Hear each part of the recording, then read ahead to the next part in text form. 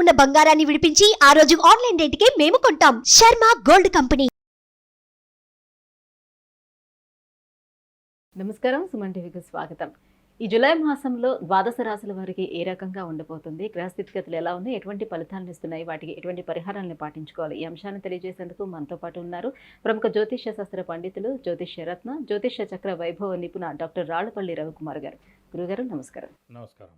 గురుగారు, మిథున రాశి, ఈ మిథున రాశి వారికి ఈ జూలై మాసం అంతా ఎలా ఉంటుంది, వీళ్ళకి గ్రహస్థితిగతులు ఎలా ఉన్నాయి ఈ మాసం? మిథున రాశి అనగానే మనకి మృగశిర 3-4 పాదాలు, ఆరుద్ర 1, 2, 3, 4 పాదాలు, పునర్వసు 1, 2, 3 పాదాలు. సాధారణంగా మిథున రాశికి అధిపతి బుధుడు. చాలా తెలివైన వారు. అంటే బుధుడు మామూలుగా ఏం చేస్తారంటే క్రియేటివిటీ, ఇంటెలిజెన్స్, లాజిక్కి కారకుడు బుధుడు అండి. సో తెలివితేటలకి మారుపేరు బుధుడు. సో ప్రకృతి అంతా కూడా గ్రీన్ కలర్లో ఉంటుంది. బుధుడు గ్రీన్ కలర్కి ప్రతీక. సో మీకు ప్రకృతికి దగ్గరగా ఉండేదే మీరు అవలంబించగలుగుతారు, అలాగే మీలో ఉంటుంది కూడా. సో అలాగే హాస్యానికి కూడా బుధుడే అండి. చాలామంది హాస్య నటులు కానివ్వండి, హాస్యం కానీ, కమలాసన్ కూడా ఒక ఇంటర్వ్యూలో చెప్పారన్నమాట. అందుకని ఇష్టమైన నటుడు చార్లీ చాప్లిన్ అని. అంటే హాస్యం పండించడమే చాలా కష్టమైన, అంటే ఎన్నో ఉన్నా కూడా హాస్యం పండించడం చాలా కష్టం. అలాగే హాస్యానికి కూడా ప్రత్యేక బుధుడు అండి. సో జోక్స్ వేయడం కానీ, తెలివితేటలుగా మాట్లాడడం కానీ, లౌక్యం కానివ్వండి, స్నేహితులు ఎక్కువగా ఉండడం కానివ్వండి. సో నేచర్లో మమేకం అయిపోగలరన్నమాట మిథున రాశి వారు. దానికి అధిపతి బుధుడు కాబట్టి. ప్రస్తుతం మనకి మిథున రాశి వారికి శని భాగ్యంలో ఉన్నాడు కాబట్టి పర్వాలేదండి, నష్టం లేదు. చతుర్థ దశమాల్లో మనకి రాహుకేతులు ఉన్నారు కాబట్టి పర్వాలేదు. ఒక గురువు మటు కొంచెం మిశ్రమంగా ఉన్నాడు, ఎందుకంటే వ్యయ స్థానంలో, ఖర్చు స్థానంలో, నిద్రాస్థానంలో ఉన్నాడు. సాధారణంగా గురువు ఏ రాశిలో ఉన్నా ఆ దైవబలం అనేది ఏం తగ్గదండి, అలాగే ఉంటుంది. పర్సంటేజ్ తగ్గచ్చు అంతే. 2, 5, 7, 9, 11 స్థానాల్లో ఉన్నప్పుడు 100కి 90% గురుబలం ఉన్నట్టు. మిగతా రాశుల్లో ఉన్నప్పుడు మటుకు 40-50% బలం ఉన్నట్టు. సో మంచివాడిని ఎప్పుడూ ఎవరూ చెడగొట్టలేడు అన్నట్టు. మంచివాడు ఎంత దారుణమైన స్థితిలో ఉన్నా కూడా సహాయం ఎలా అయితే చేయగలుగుతాడో, మంచి మాట ఎలా అయితే చెప్పగలడో, అలాగే గురువు అనే గ్రహం కూడా ఏ రాశిలో ఉన్నా, వ్యయ స్థానంలో ఉన్నా కూడా తను చేసే మంచి పని చేస్తాడు.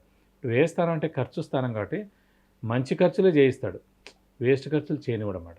సో ఒక దేవుడి వేన పనులు అవుతున్నాయి, ఎవరో ఇంట్లో పెళ్ళి అవుతుంది, సంఘంలో ఏదో మంచి పూజ పునస్కారం అలాంటివి అవుతున్నాయి. సో అవన్నిటికీ ఖర్చు చేస్తారన్నమాట. గురువు అక్కడ వేస్తానన్నా కూడా మంచి ఫలితాలనే ఇస్తాడు, అంటే మంచి ఖర్చులనే చేయనిస్తాడు.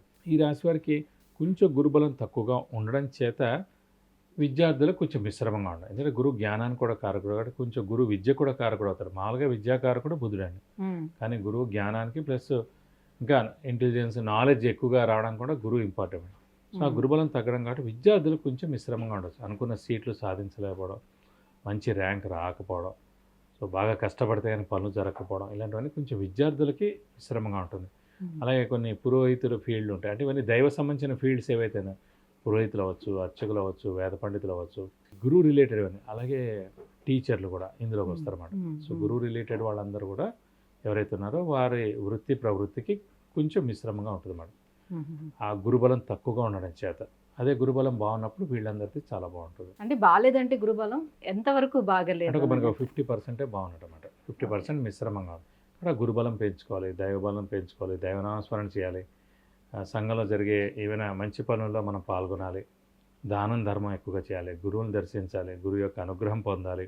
రాఘవేంద్ర స్వామి టెంపుల్ లాంటిది ఉంది, సో అలాగే దత్తాత్రేయ స్వామి టెంపుల్ ఉంది. ఇలాంటి టెంపుల్స్కి మనం విజిట్ చేయడం, అక్కడ ప్రదక్షిణాలు చేయడం, సో గురువు యొక్క అనుగ్రహం పొందాలి ఇలాంటి టైంలో. కాబట్టి ఇలాంటి దేవుళ్ళని, దత్తాత్రేయ స్వామి, రాఘవేంద్ర స్వామి, ఇలాంటి వాళ్ళని పట్టుకుంటే మన పని ఫాస్ట్గా అవుతుంది. భాగ్యస్థానంలో ఉన్నటువంటి శని ఎటువంటి ఫలితాలను ఇస్తాడు? భాగ్యస్థానంలో శని ఉన్నందుకు స్వస్థానం అయింది కాబట్టి భాగ్యం చూడాలంటే మనం 9th house చూడాలి భాగ్యస్థానాన్ని. సో భాగ్యాన్ని చేకూరుస్తాడు. అలాగే ఆ శని వృత్తికారకుడు, అలాగే ఉద్యోగకారకుడు కాబట్టి ఉద్యోగానికి ఏం నష్టం ఉండదు, ఉద్యోగంలో మంచి సక్సెస్ ఉంటుంది. అలాగే ప్రవృత్తిలో కూడా బాగుంటుంది. అలాగే శని ఆరోగ్యం, ఆయుష్కారకుడు కాబట్టి ఆరోగ్యం, ఆయుష్ కూడా, ఇంట్లో పెద్దవాళ్ళు చిన్నపిల్లలు కూడా బాగుంటుందని చెప్పుకోవాలి. ఇది కాకుండా శని భాగ్యంలో ఉన్నందుకు కొంచెం కష్టతరంగా డబ్బు వస్తుంది. అంటే పాపగ్రహం అంటే రాహు, కుజుడు, కేతువు, రవి, శని, ఈ 5 పాపగ్రహాలండి. చంద్రుడు, బుధుడు, గురువు, శుక్రుడు శుభగ్రహాలు. కాబట్టి ఈ పాపగ్రహాలు భాగ్యస్థానం అంటే బాగా కష్టం మీద డబ్బులు వస్తాయి, వేరే మీన్స్లో డబ్బులు వస్తాయి అన్నమాట. అంటే కష్టంగానే కొంతమంది లంచం తీసుకోవడం, కొన్ని ఏదో సెటిల్మెంట్లు చేయడం, మధ్యవర్తిత్వం చేయడం, కన్సల్టెంట్గా ఉండడం, ఇలాంటివన్నీ చేస్తుంటాడు. కొన్ని స్ట్రైట్ కాకుండా కొన్ని కమిషన్ బేసెస్, కొన్ని వడ్డీలు లేపడం, సో అలా వస్తాయన్నమాట డబ్బులన్నీ వీళ్ళకి కొంచెం ఎక్కువగా వస్తాయి. అంటే ప్రస్తుతం ఉన్న ఇదికి భాగ్యంలో పాపగ్రహం ఉంటే కనుక అలా ఉంటుంది. అంటే ఒరిజినల్ జాతకంలో కూడా అంటే చెడ్డదారిలో వస్తాయి డబ్బులన్నీ. వస్తాయి. అందుకే పాపగ్రహం భాగ్యస్థానంలో ఉండకూడదు. అలాగే ద్వితీయ స్థానం అనేది కూడా ధనస్థానం అంటారు. స్థానంలో కూడా అదే మనకి శని దశమ స్థానము 11వ స్థానంలో కూడా ఉండొచ్చు. ఉండొచ్చు. అప్పుడు అంత నష్టమే లేదు. మామూలుగా అన్నాను, పాపగ్రహం మటుకు ద్వితీయ స్థానం కానీ భాగ్యస్థానంలో కానీ ఉంటే కనుక ఆ ధనం చెడ్డ వేస్లో డబ్బులు వస్తాయి అన్నమాట. స్ట్రైట్ వేలో ఉండదు. అంటే మామూలుగా వెళ్ళాం జీతం తీసుకున్నాం వచ్చాం అలా కాదు, అది వేరేగా ఉంటుంది అన్నమాట. ఈ పని చేయడానికి ఇంత, ఈ పని చేయడానికి ఇంత.